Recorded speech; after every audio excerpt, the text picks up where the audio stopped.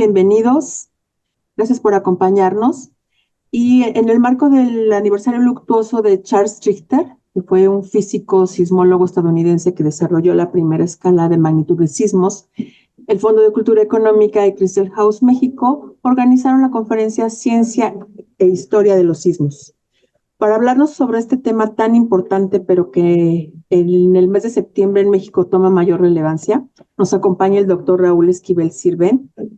Él es licenciado en física por la Universidad Nacional Autónoma de México, obtuvo la maestría y el doctorado en la Universidad de Ohio, ha sido profesor visitante de la Northwestern University e investigador titular A, B y C del Instituto de Física de la UNAM. Actualmente es profesor de asignatura de la Facultad de Ciencias de la UNAM y tutor del posgrado de Ciencias Físicas.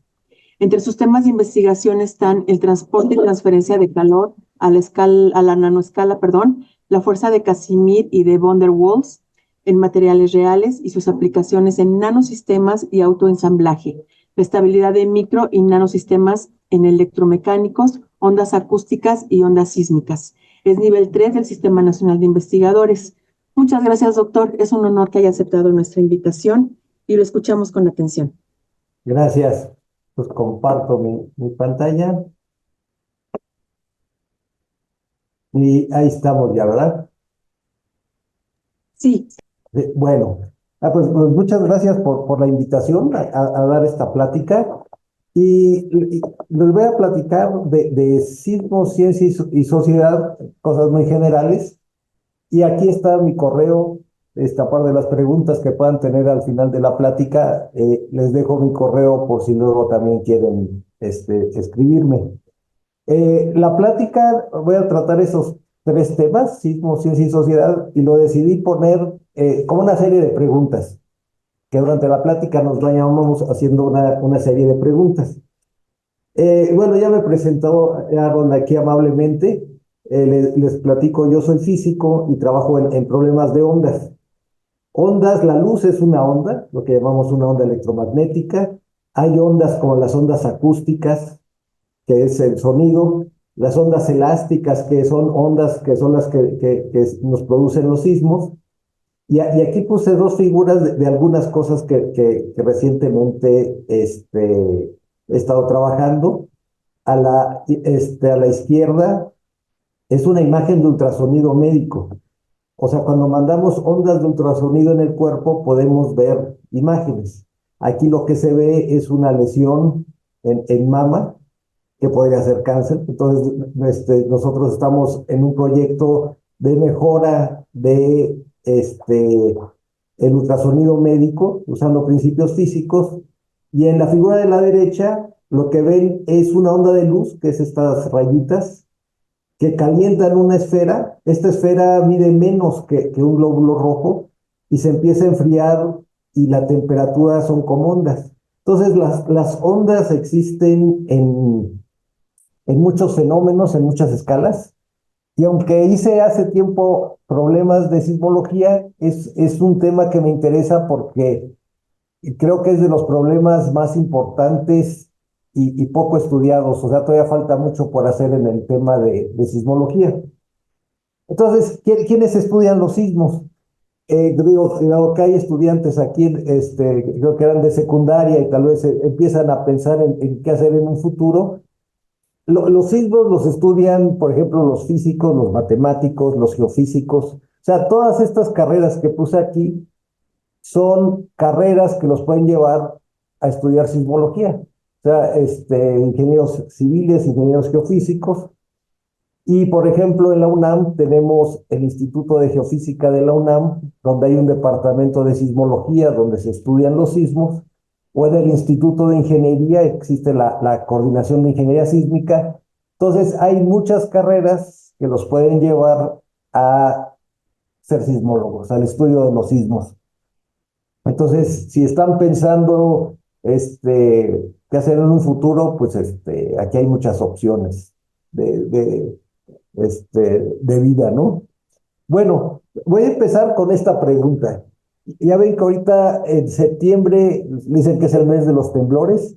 Entonces vamos a preguntarnos si tiembla en septiembre más que otros meses o si va a temblar en septiembre. en los periódicos, si los ven, hace mucha referencia a este tema de septiembre, el mes de los temblores. La respuesta es que sí va a temblar, o sea, eso es seguro. Entonces la pregunta es, ¿cómo sé? Pues porque tembló en enero, tembló en febrero, tembló en marzo, en abril, en mayo, ha temblado todos los meses. Miren, estos mapas que ven aquí, el de la izquierda, son todos los temblores que hubo en julio en México. Fíjense, todos estos puntitos son temblores. Los distintos colores es algo que han escuchado que es la magnitud, ¿no? Qué tan fuerte es el sismo. Entonces, casi siempre cuando son como de menos de 3, se llaman microsismos, casi no los sentimos, y ya de 5 para arriba ya son fuertes. Aquí está agosto, si se fijan en agosto también tembló un montón. Entonces, por eso sí sabemos que en septiembre va a temblar. O sea, eso es un hecho, pero los sismos no se pueden predecir, eso es una cosa muy importante. Entonces, si no se pueden predecir, ¿por qué les dije que va a temblar? Aquí es donde entra una parte muy importante que es en ciencia tenemos que definir bien todos los términos, ¿no? Entonces, si no se pueden predecir, ¿cómo sé que va a temblar? Bueno, aquí la pregunta es, ¿qué es predecir? Predecir es que sepamos cuándo va a suceder el temblor, de qué tamaño va a ser y dónde va a suceder. Eso no lo puede decir la sismología. Entonces, lo único que podemos decir es que en México tiembla mucho, tiembla todos los meses y seguro que en septiembre va a temblar. Y no va a temblar más que otros meses, lo que pasó con los dos sismos grandes que aquí están, este, fueron coincidencias, ¿no? Y aquí en esta lista están los sismos más grandes que han pasado en México, ¿no? Y se fijan, son de magnitud 8, que es muy fuerte. Pero bueno, ya que saben, vamos a ver aquí cómo estamos en temblores en México. Miren, en 2022 hubo 29.872 temblores en México. En 2023, 24.000. Y en 2024 llevamos 19.747 temblores. Entonces, por eso les digo que sí va a temblar, porque en México estamos en una zona sísmica y tiembla. Aquí, en los últimos 2 días, hemos tenido 263 temblores en México. Muchos de ellos no los sentimos porque son de magnitud por debajo de 3, que eso les digo, casi no se sienten. Entonces, ¿por qué pensamos que en septiembre va a temblar más? Bueno, una es porque ya nos pasaron 2 temblores fuertes y la otra es que como seres humanos nos gusta buscar patrones. Así como a la gente se le aparece, no sé, la Virgen de Guadalupe en un pan tostado, que están seguros, que ven, no, la mente humana nos gusta buscar patrones y muchas veces donde no hay esos patrones, ¿no? Pero entonces, no se preocupen, va a temblar, no sabemos de cuánto, pero hay muchos temblores en México.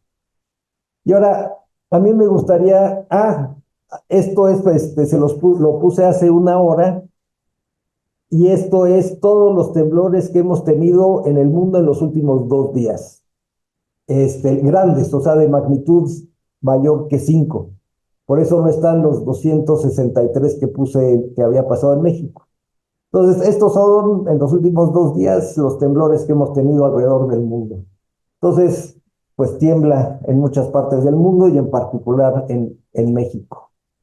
Pero ahora, ¿por qué tiembla? Esa es la otra pregunta que nos tenemos que hacer. Bueno, tiembla porque la Tierra es un rompecabezas. En la parte superior de la Tierra, lo que se llama la corteza terrestre, son como piezas de rompecabezas que aquí están delimitadas por estas líneas rojas. Es como si armaran un rompecabezas. Todas estas se llaman placas tectónicas. Entonces, si se fijan, aquí está México, y en los mapas que les había mostrado había mucho temblor aquí por Baja California y mucho temblor aquí en la costa del Pacífico. Que está esta falla, aquí esto es lo que se llama la placa del Pacífico, esta que está aquí se llama la placa de Cocos, la placa del Caribe, Todo esto es la placa africana. Entonces, estas placas es como si flotaran, como si estuvieran flotando en un, digamos, en un mar de lava que está en el interior de la Tierra y se van moviendo. Entonces, el movimiento de estas placas eh, cambia cómo se ve la Tierra, hace que salgan cadenas montañosas y también se producen los sismos. Fíjense, en este mapa que les mostré, las líneas rojas son las placas, otra vez aquí está México, aquí está la placa de Cocos, y fíjense que la mayoría de los sismos ocurren donde están esas fallas. Aquí hay unos temblores, este que está aquí en rojo que estoy señalando, que no está cerca de una falla tectónica, y estos son interesantes porque son temblores inducidos por extracción de petróleo, una cosa que se llama fractura hidráulica, o sea, y que causa sismicidad. Pero entonces los temblores pasan por esto, por cómo se ve, cómo está formada la Tierra. Fíjense, ahí se ve medio feo esto, pero aquí vean, esto es África, esto es Sudamérica, y hace como 100 millones de años estaban juntos. O sea, podían pasar de Sudamérica a África caminando. México está por aquí, o sea, esto que se ve azulito, casi todo México estaba debajo del agua y se van moviendo los continentes por estas placas tectónicas y se siguen moviendo, todavía se siguen moviendo. Entonces, hace 100 millones de años estábamos así y ahorita así se ve la Tierra y aquí están las placas y como les digo, se siguen moviendo. Por eso, si van a Puebla, cerca de Tehuacán, hay lugares donde encuentran fósiles marinos. O sea, allá en Puebla hubo un mar hace varios cientos de millones de años. Entonces, parte de México estaba sumergido en agua. Ahora, ¿qué pasa en estas fallas? O sea, ¿por qué está pasando en estas uniones de las piezas de rompecabezas para que tiemble? Bueno, algo así se ve. Imagínense que estoy en una falla, entonces resulta que una de las placas se empieza a meter por debajo de la otra. Esto es lo que se llama una zona de subducción. O sea, empiezan a chocar y una se empieza a meter abajo de la otra, ¿no? En ese proceso hay muchos volcanes, también la mayoría de los volcanes están cerca de las fallas, estos se llaman, cerca de estas fallas se crean cadenas montañosas y hay veces que cuando se están moviendo estas fallas se atoran. Imagínense como cuando se sube el cierre de la chamarra que se atora y y lo forzan y brinca. Los temblores ocurren cuando estas fallas se desatoran, o sea, se van moviendo y de repente por alguna razón se atoran y de repente hay suficiente energía para que se desatoren y ese brinco es lo que produce los temblores. También tenemos estas fallas de deslizamiento donde en lugar de que una placa esté debajo de la otra, una placa se corre, se desliza respecto a otra. Igual a veces se atoran y cuando se desatoran, ese jalón es lo que produce los temblores. Eh, la mayoría de los temblores grandes dependen de qué tanto se mueven estas fallas. Bueno, ahora, en ciencia, una de las cosas importantes es medir las cosas. Entonces, ¿cómo se miden los temblores? Bueno, una es primero qué medimos, y si en los temblores lo que se mueve es la Tierra, pues vamos a medir cómo se mueve la Tierra y para eso usamos sismogramas, o sismógrafos, perdón, o sismómetros. Aquí hay un ejemplo muy simple. Imagínense que ponen una plomada, o sea, las plomadas de que se usan en la construcción, y le ponen una pluma en la punta y empiezan a deslizar un pedazo de papel. Si empieza a temblar, pues empieza a mover la plomada y empieza a rayar el papel y eso hace un sismograma. O sea, nos está diciendo cuánto se mueve, por ejemplo, en esta dirección el suelo donde está mi plomada. Por supuesto, ahorita ya esto es un dibujito, esto es un esquema muy simple de cómo se usa, pero aquí vemos a la derecha sismógrafos más modernos que van registrando en el tiempo el movimiento de la Tierra. Ven, aquí en este verde se ve que algo pasó porque se ve muy, muy grande. Y la idea es, hay muchos colores porque hay que medir cómo se mueve en esta dirección, cómo se mueve en la otra dirección y también cómo se mueve verticalmente, cómo brincan, cómo se mueve el suelo, cómo brinca el suelo, digamos. Entonces, así es como se miden los sismogramas. Y el primer sismograma, no lo puse aquí, es por ahí del siglo XIX. En el siglo XIX es que un alemán, en Alemania hay una zona sísmica en el sur, decidió inventar el sismómetro, lo que llamaríamos un sismómetro moderno. Entonces, eh, finales del siglo XIX es como 1890, o sea que son como 100 años. Bueno, así se ven los sismogramas. O sea, eso es lo que los sismólogos ven cuando registran un sismo. Viene, tiembla y se empieza a mover el suelo y se ven estas ondas, ¿no? Aquí lo que muestro a la derecha es que se hacen, esto es lo que se ve en una estación sísmica y siempre están prendidas. Aquí, por ejemplo, se ve un poquito ahí como de piquitos, pero quiere decir que no está pasando nada, ¿no?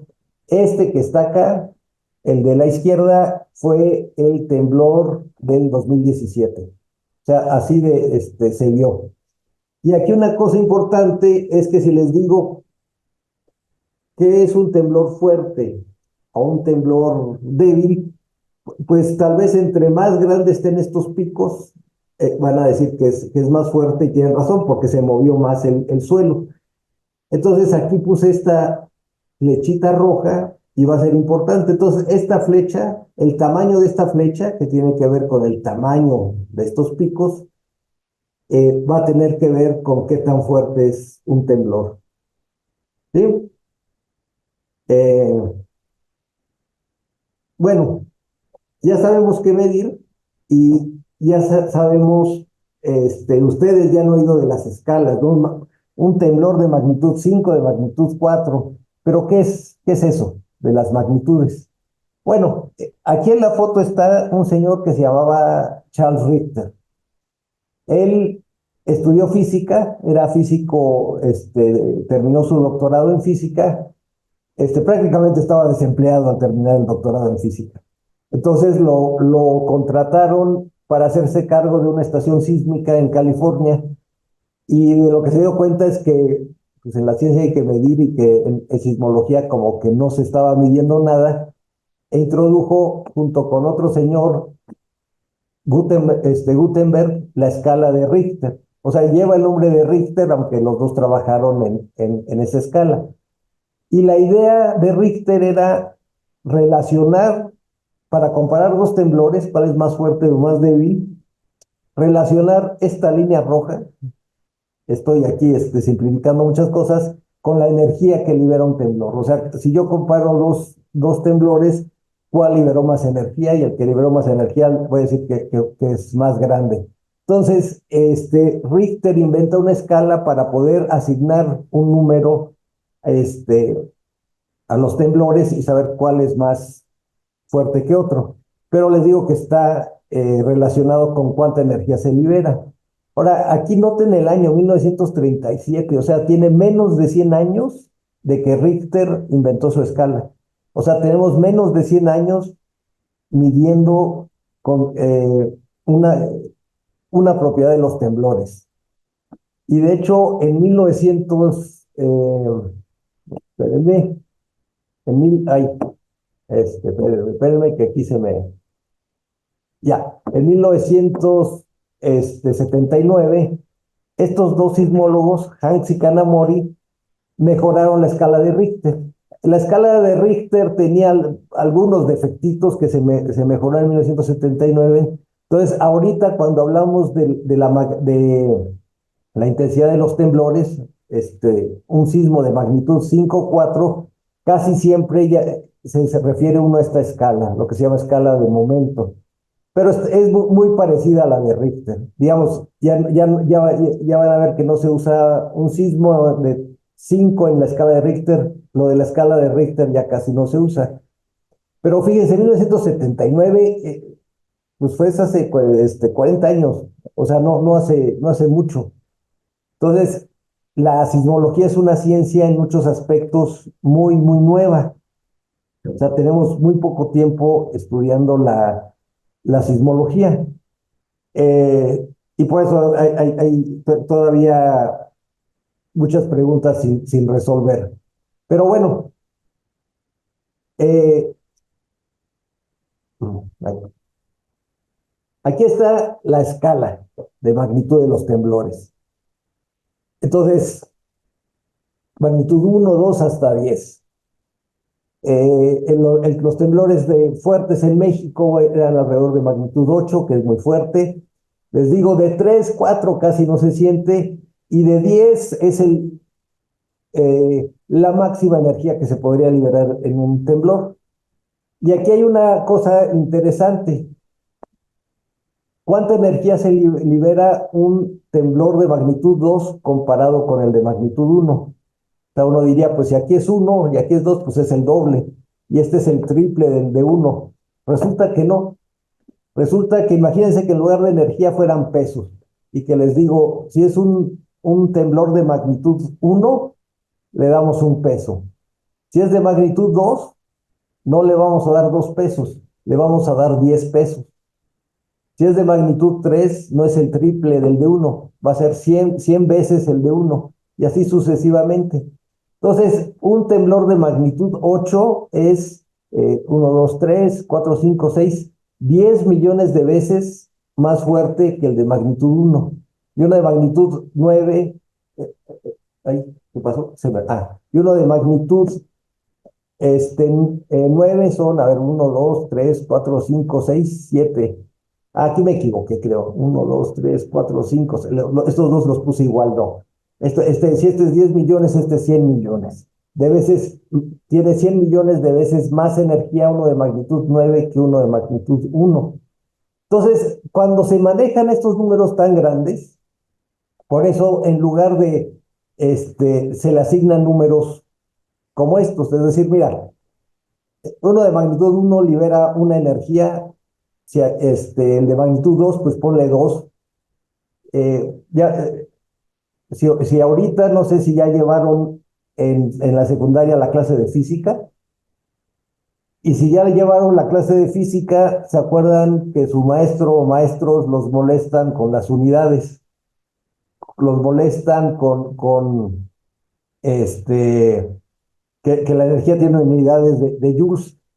Cuando se manejan números tan grandes en las escalas, es mejor simplemente asignar una escala no arbitraria, pero decir, mira, la energía de uno ponle 1, 10 veces ponle 2 y así sucesivamente. Entonces, si ustedes tienen un temblor de 4 para arriba, ya se siente. En México, hasta de 5 ya es fuertezón, ¿no?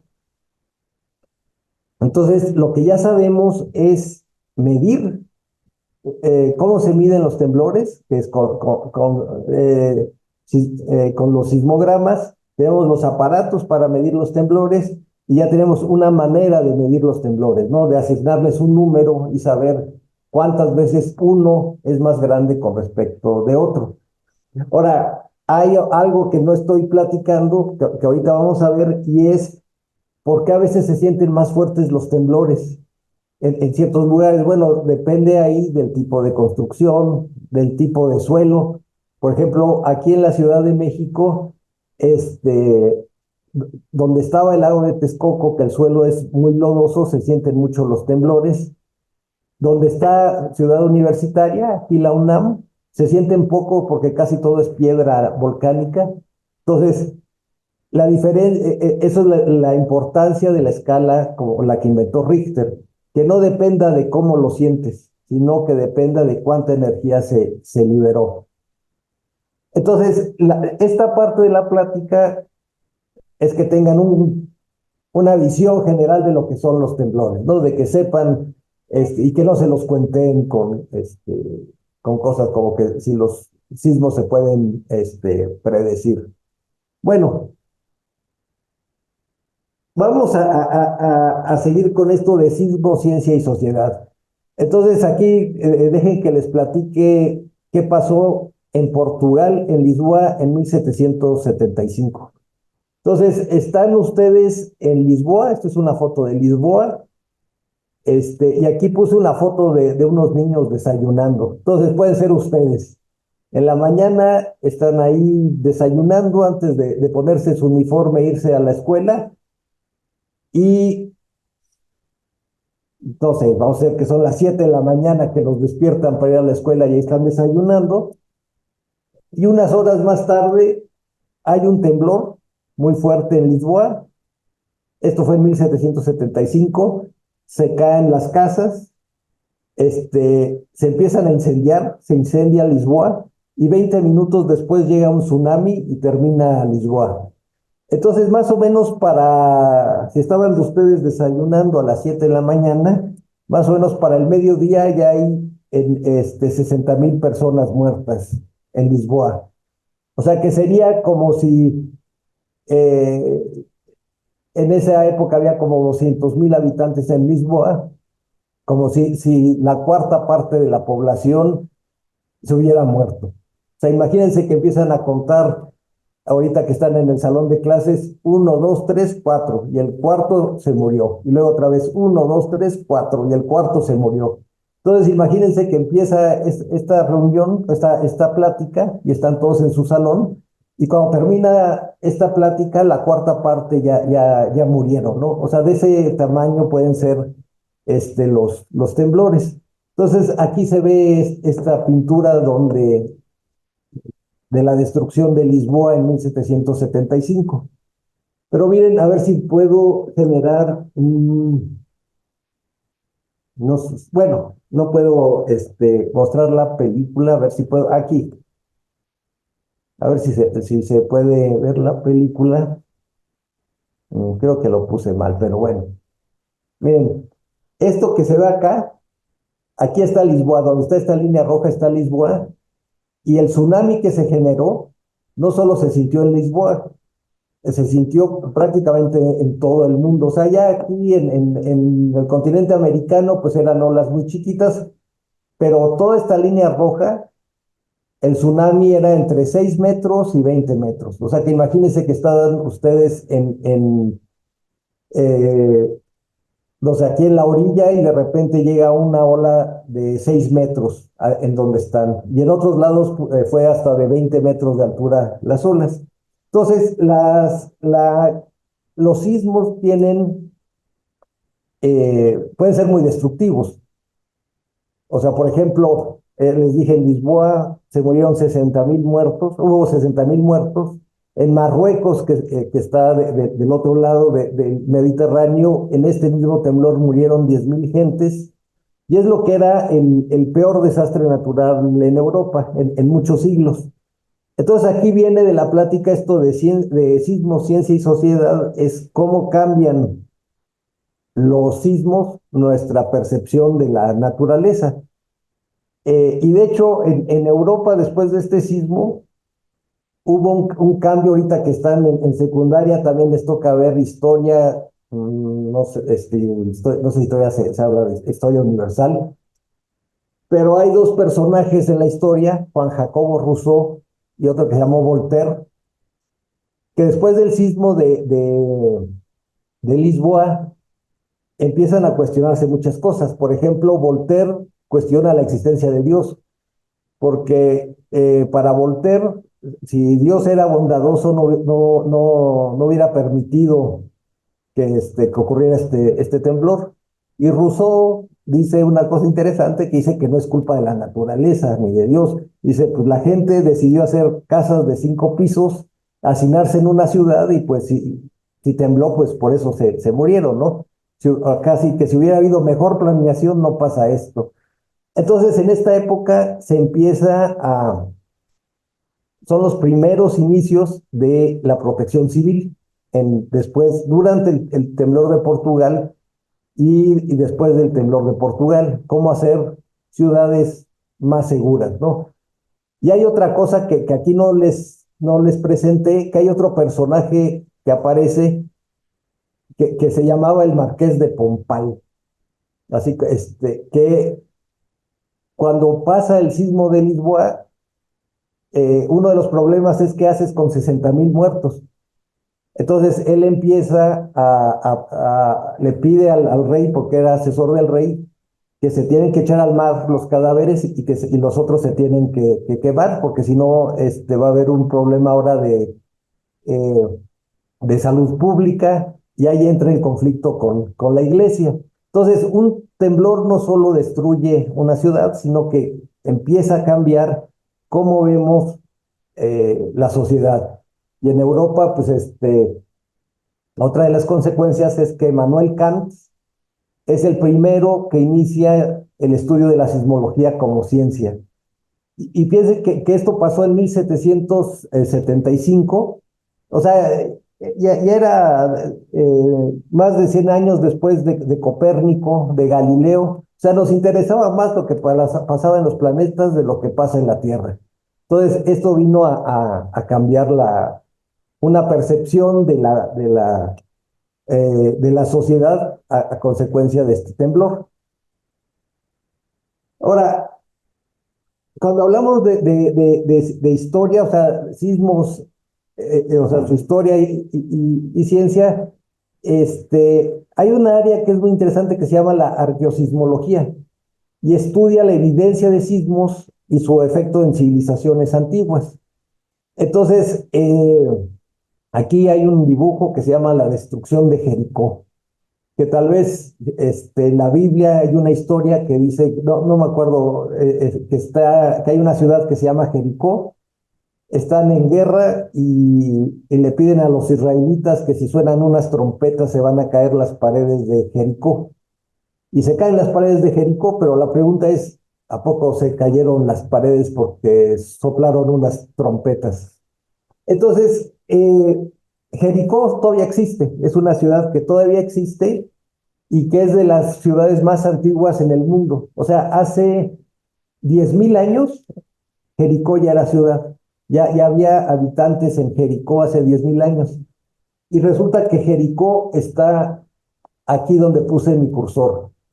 Aquí está el Mar Muerto y por aquí donde está el cursor está la ciudad de Jericó. Y está en lo que hoy es Israel. Aquí está. Y resulta que todo esto son los temblores que ha habido en los últimos años y es una zona sísmica. Entonces, lo que estudia entonces esto de la destrucción de la ciudad de Jericó, que hay evidencia, hay ruinas, es porque está en una zona sísmica. Entonces, si hubo un temblor que tiró una ciudad, tal vez cuando se escribió la Biblia, pues se inventaron la historia de las trompetas porque no sabían cómo explicarlo, ¿no? Pero aquí hay esta es otra ciudad que se llama Bet Shean, y si se fijan, esta ciudad era romana, y se ve por las columnas, es de la época de Herodes. Y por el tipo de cómo están tiradas las columnas, se sabe que también fue un temblor. Pero otra vez es porque hay todas estas ciudades que aparecen en la Biblia están en una zona sísmica. Y este es un libro que les recomiendo que se llama Apocalipsis, Sismos, Arqueología y la Furia de Dios, de Amos Nur, murió este año, y era un sismólogo, y él inició una área de la física que se llama física de rocas. Aunque no lo crean, hay un área que estudia la física de las rocas.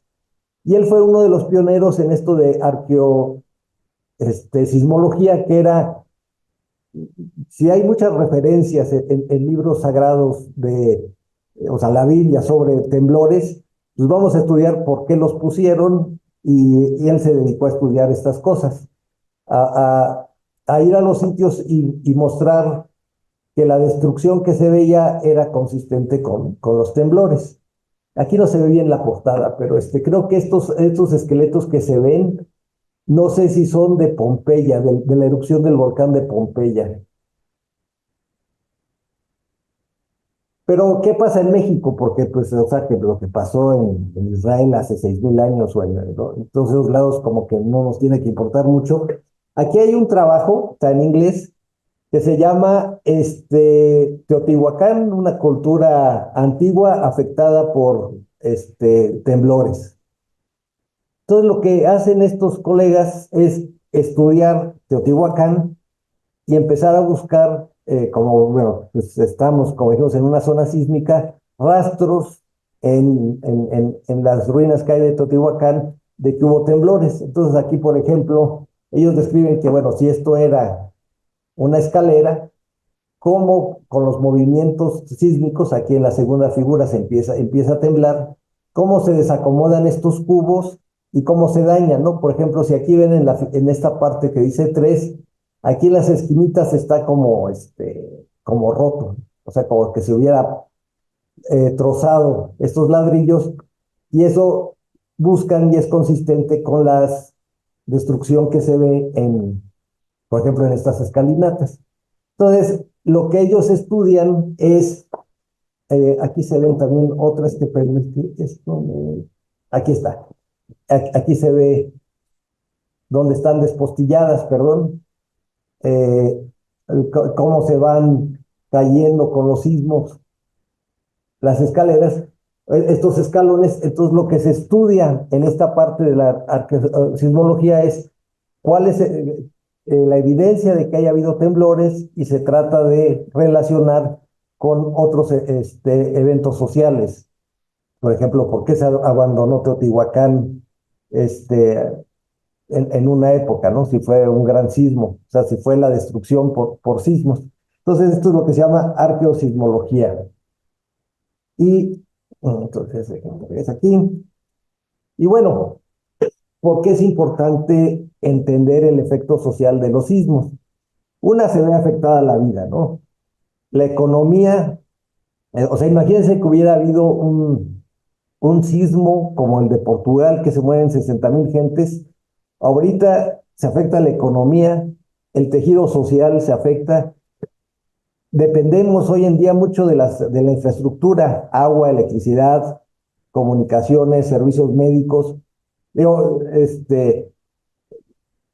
no sé, a ver, 2017, ¿qué tendrían ustedes? Como 7, 8 años, tal vez ya no se acuerdan, pero después del temblor, pues la gente quiere comunicarse con sus seres queridos, se saturan las líneas de comunicación, se puede irse la luz varios días, puede irse el agua, y el que no haya agua, electricidad, lleva otros problemas, como problemas de sanidad y de salud pública. Entonces, un temblor es de las cosas más, puede ser muy catastrófico por el impacto social que tiene. Entonces, ya se me está acabando el tiempo, pero yo quería darles esta visión muy general de los sismos, ¿no? Por un lado, las ciencias naturales y las ciencias sociales no están separadas. Aquí se muestra que la arqueosismología es un campo que junta una parte de ciencias duras o ciencias naturales con las ciencias sociales, porque un fenómeno natural afecta a la sociedad. Ahora, la sismología es un área que no es que esté descuidada, simplemente que en la historia de la ciencia no se le dio el lugar adecuado, pese a que es un tema muy importante, muy complicado. De hecho, ahorita sabemos más de lo que pasa con los átomos de lo que pasa en la Tierra. Sabemos más de física atómica que de sismología.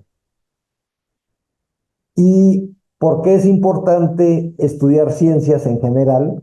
O sea, ya sé que se aburren con el Baldor de álgebra y la clase de química. Es porque tenemos que ser una sociedad de conocimiento, ¿no? Una sociedad donde se valore la ciencia, donde se valore, ¿no?, las ciencias sociales y el conocimiento en general. Entonces, con esto, pues quería simplemente darles esta parte de algunos aspectos generales de qué son los sismos. O sea, que sepan, no hay que tenerles miedo. Vivimos en una zona sísmica, es solo de estar preparados. O sea, la idea de los simulacros es estar preparados. que podemos conectar las ciencias sociales con las ciencias naturales o las ciencias duras, y los sismos son un ejemplo. Lo más importante que hay muchos ejemplos en la historia de cómo países han cambiado a raíz de un sismo. Solo termino platicándoles algo más reciente, pero no para ustedes, porque todavía no habían nacido muchos de ustedes. Es que en los años 80, 70 y 80 del siglo pasado, hubo una revolución en Nicaragua, la revolución sandinista, y empezó poco tiempo después de un gran sismo en Managua. O sea, hubo un sismo en Managua que destruyó, Managua es la capital de Nicaragua, y eso creó círculos de pobreza que permitieron alimentar un movimiento social que luego se convirtió en una revolución, que fue la revolución sandinista. Entonces, los fenómenos naturales no están aislados de la sociedad y de lo que va a pasar con la sociedad, y por eso hay que entenderlos desde los dos puntos de vista, desde el punto de vista de las ciencias duras, ciencias naturales, y conectarlo con las ciencias sociales. Entonces, para ustedes que están en secundaria, tienen opciones desde estudiar ciencias naturales, ciencias sociales y todo en torno a este fenómeno de los sismos. Y bueno, con esto ya es se me acabó el tiempo, y pues abrimos el espacio para sus preguntas o inquietudes, y muchas gracias por su atención. Muchas gracias, doctor. Pues como bien dice, debemos aprender a vivir con los sismos, ocurren demasiados y volviendo retomando lo que dijo sobre la sociedad, cómo se comporta la sociedad en los sismos. Para mí que viví el terremoto de 1985 y el del 2017, la verdad es que me sorprendió mucho cómo reaccionaron los jóvenes en el 2017, con una empatía, con unas ganas de ayudar. Fue impresionante ver cómo los jóvenes, incluso dijeron, ¿no?, que este sismo 2017 había sido el sismo de los jóvenes, porque pues gracias a ellos fueron los que pues se pudieron salvar muchas vidas, apoyaron con alimento, la verdad se movilizaron y pues por eso sí estamos muy agradecidos con ellos. Hay algunas preguntas, Aldair, si me ayudas, por favor. Bueno, por supuesto. Bueno, antes de comenzar, muchísimas gracias, doctor Raúl Esquivel, por acompañarnos en este día. Excelente charla, me encantó. Aparte, ese mensaje tan social, ¿no? Esa reflexión de que realmente somos parte de este mundo y que todo nos importa, todo nos debería importar porque nos impacta directamente o indirectamente. Así es que, bueno, vamos entonces a lo bueno. Desde el principio les comentábamos que íbamos a tener esta sesión de preguntas y respuestas. Profesores, los encargados ahí del grupo, por favor, si gustan, pueden abrir su micrófono y hacerle la pregunta directamente a el doctor Raúl Esquivel aquí presente. Los más tímidos, si gustan, pueden dejarla por el chat, pero bueno, ya que estamos aquí, ya que estamos frente a frente, pues podríamos dejar así las preguntas directamente. ¿Qué opinan? Cálmense, no es de pena.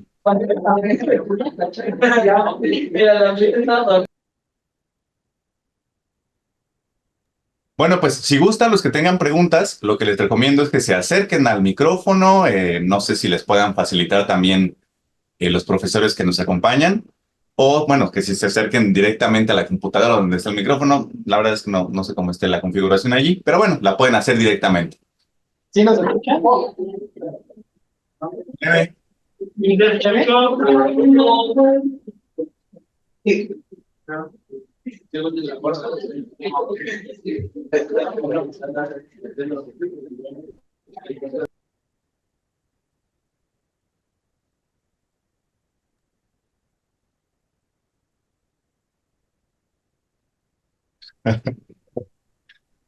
Un punto menos al que no pregunte.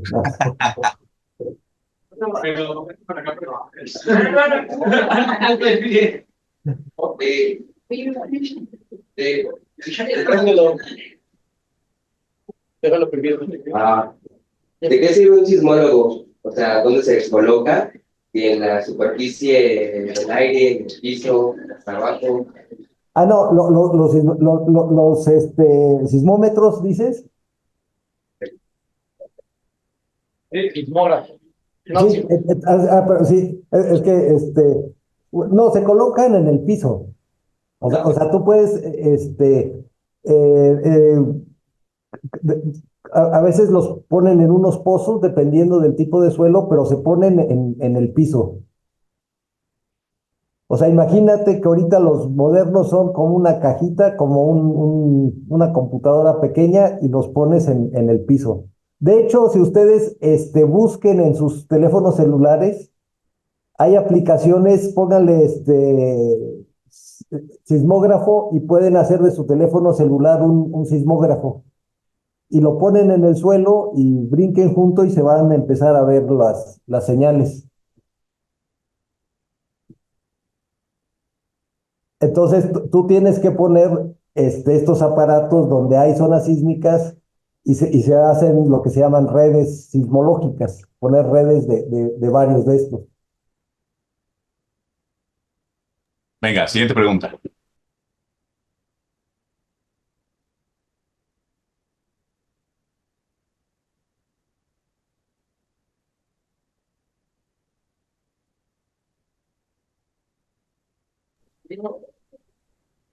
Siguiente pregunta, chicos.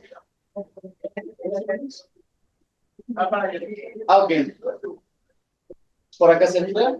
Fuerte. Si la Tierra está siempre girando, después de los 2 grados ya se considera un sismo o cómo sería eso. Si la Tierra, a ver, es que no te escuché bien, ¿me la puedes repetir, por favor? Que si después que la Tierra siempre está en movimiento y ya después de los 2 grados se considera un sismo. Ah, no, bueno, la Tierra siempre está en movimiento, por ejemplo, la Tierra siempre está girando, pero ese movimiento no lo sentimos. O sea, de hecho, tú puedes tener hasta sismos con magnitud tan chiquita que no es de magnitud uno, sino que son de magnitud negativas. Entonces, eh, desde magnitud uno en adelante son sismos, digamos. Solo que los más pequeños se llaman microsismos porque casi no los sentimos. Pero aquí lo importante, y eso es un buen punto, que lo que tú no detectas es el movimiento de la Tierra. Así como ahorita tú no estás sintiendo que la Tierra está girando. Bien, bien, bien.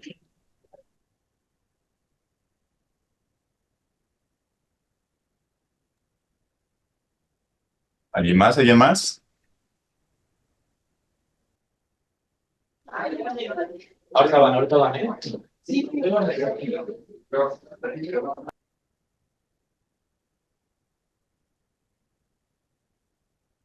Más preguntas.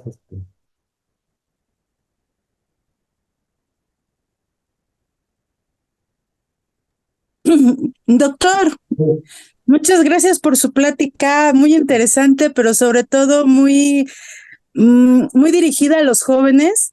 Fue muy claro en un lenguaje muy cercano a los chavos. Muchas sí, gracias. no, Eh, a mí me sorprende, bueno, yo soy docente, tutora investigadora de las preparatorias de la Ciudad de México, del sí, IEMS. Me sorprende mucho lo que dice, que menciona con respecto a que la sismología es una ciencia muy joven y que nos las pasamos mirando más al universo.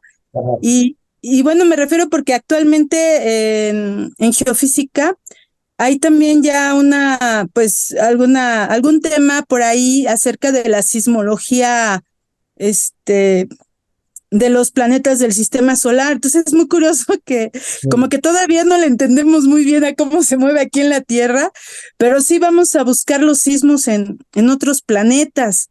¿Usted nos podría hablar un poco más también de esta nueva disciplina de la sismología, ¿cómo decirlo? Extraterrestre, Bueno, por bueno, decirlo así. de hecho, sí, cuando los primeros viajes a la Luna, a finales de los años 60 se pusieron sismógrafos en la superficie de la Luna para estudiar. Y sí se estudia en otros planetas, y también hay una cosa que se llama heliosismología, que es los temblores en el Sol, aunque el Sol es como un gas incandescente. resulta que hay movimientos que asemejan temblores. Entonces hay como sismología del Sol, que también se estudia. Pero sí,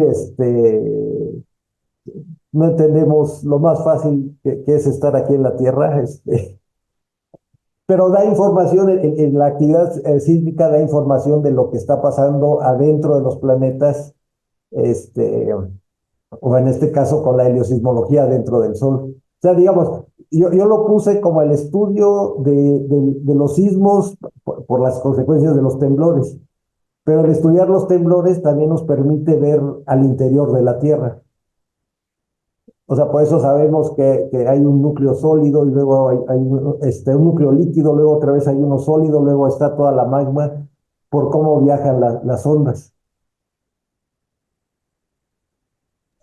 Bueno, y abusando un poquito del tiempo, en referencia a los jóvenes, algo que les es muy cercano a los jóvenes Sí. es esta novela de Julio Verne, ¿no?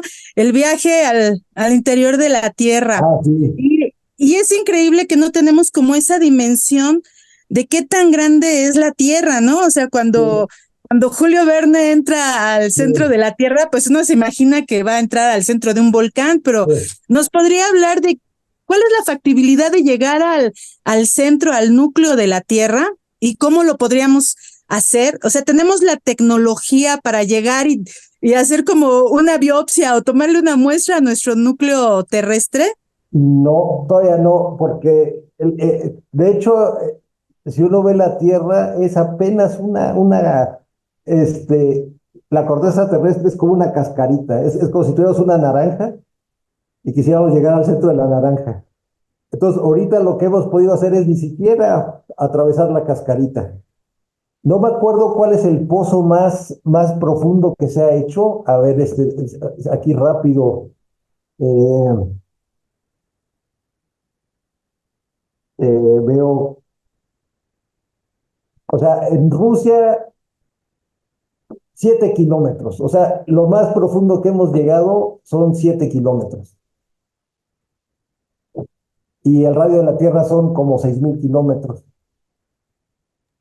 O sea, Y bueno, nada más como para que los jóvenes tengan una idea, por ejemplo, viajar de la Ciudad de México a Guadalajara son como 600 kilómetros, ¿no?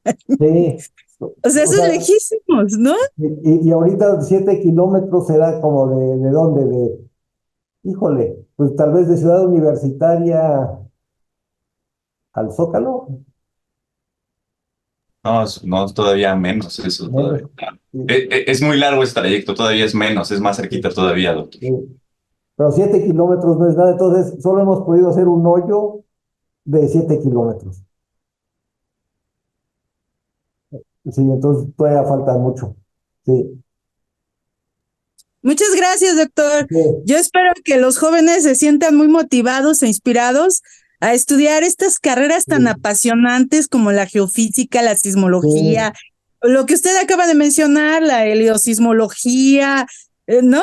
Sí. Me encantaría que los jóvenes consideraran esa posibilidad. Muchas gracias, doctor, y felicidades por su presentación. Entonces, si gustan, sigamos con las preguntas. Crystal House de México, ¿allí tiene alguna otra pregunta? Venga. ¿Hay sismos en otros planetas y si hay, son parecidos a este? Sí, o sea, hay sismos, tío, donde sí se han puesto es en Marte, ya se han aterrizado sondas, y sí hay sismos en otros planetas, y sí son parecidos. Como decía anteriormente, el estudio de los sismos te permite saber qué está pasando adentro del planeta. Entonces, y sí son parecidos a los que vemos aquí en la Tierra.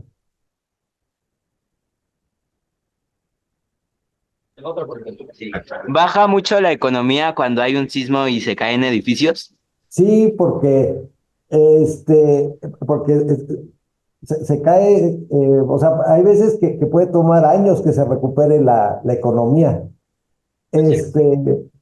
Porque pierdes, o sea, ahorita las aseguradoras, cuando hay grandes sismos, casi siempre entran las aseguradoras a pagar. Pero son tantos millones de pesos y de dólares que puede tomar mucho tiempo que se recupere la economía. Chévere, buena pregunta. Sí. ¿Hay alguna otra más?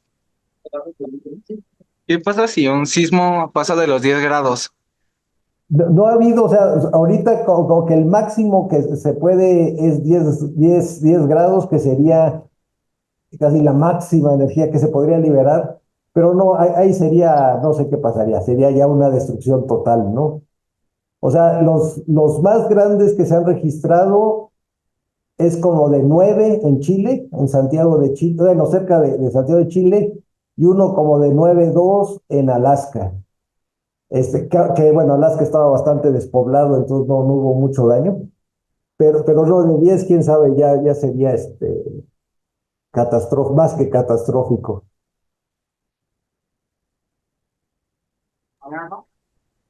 Muchas gracias. Pues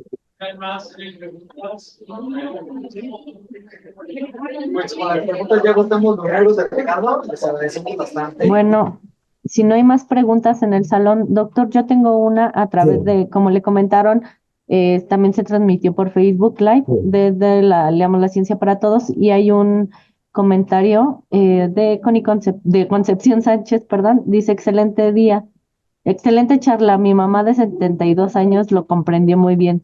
Pregunta: microsismos en la Ciudad de México, ¿qué sucede? Ahí, bueno, Seguramente referente, ay, perdón, doctor, a sí, estos microsismos pues que luego hasta nos anuncian en las noticias, ¿no? sí. Ya muy localizados. Ahora, aquí cuando yo puse lo de las placas tectónicas, son la parte principal del rompecabezas.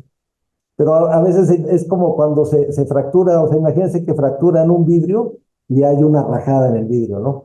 Y que eso fuera la junta de dos placas tectónicas. Pero luego se hacen otras fracturitas, ¿no? Entonces, hay un mapa en la Ciudad de México que se llama, creo que es mapa de riesgo sísmico, que hay también como fallas geológicas dentro de la ciudad y donde se dan esos microsismos. Ahora, la sentimos muy fuerte, por ejemplo, de repente dicen sismo de magnitud, creo que hubo hace pocos días uno de magnitud 2,5 en Álvaro Obregón. Y dice uno, pero ¿por qué se siente tanto si tiembla en Oaxaca de 2,5 ni se siente? Y es que estos sismos están muy cerca de la superficie, pero es que también abajo de la Ciudad de México hay como una red de fallas geológicas, y en esas fallitas es donde se dan estos microsismos. Ok, doctor, muchas Sí, gracias. sí, sí. Ay, y me ganó Connie la pregunta, pero Ajá. estos sismos, doctor, ¿son peligrosos para las estructuras de los edificios? Bueno, ahí depende mucho bueno, del tipo del suelo, del tipo de construcción. Mm. Y también, ya que están aquí los muchachos, hay un área de la ingeniería civil. Ahorita se llama geotecnia, antes me gustaba más el nombre de mecánica de suelos, que estudia la interacción del suelo con una construcción. Mm. Entonces, dependiendo de cómo está hecha de la construcción, puede o no pueden ser peligrosos, ¿no? Ok, Sí, pero ¿por qué son tan breves? Es que es como Una sacudida. una sacudida, un acomodamiento de la tierra, sí, Ok, sí, sí, pero se sienten muy fuertes porque son muy cerquita de la superficie. ok, Sí. gracias.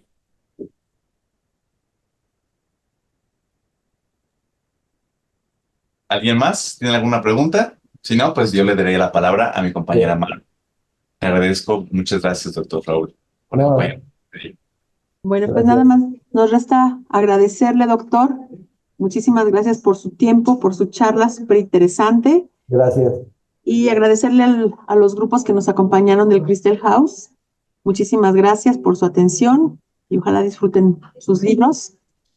Y pues en breve le haré llegar su reconocimiento. Muchas Muchísimas gracias. gracias, doctor. Y Muchísimas gracias a todos gracias. por su atención.